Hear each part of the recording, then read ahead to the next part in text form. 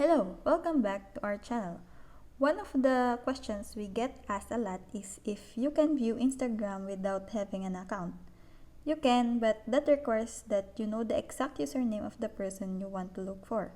So let's go ahead and go to instagram.com. So Instagram writes here is saying that you want to log in if you just put in instagram.com site. But let's just say you know the person's exact name and what you're looking for.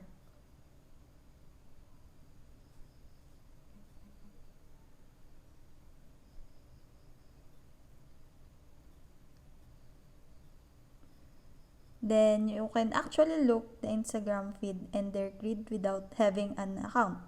Now, I'm not logged in at all, and I can still see everything here. And I can really look at the grid.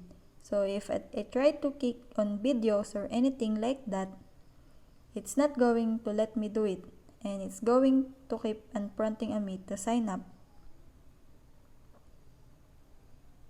But if I want to, I can click on any of these and I can look at them. But what I can do is I can't look on anything that they're tagged in, or I can look at any of their videos if they have any. And that's how you look at the Instagram page if you don't have an Instagram account. If you found this video helpful, give it a like, and to see more of the content like this, hit the subscribe button.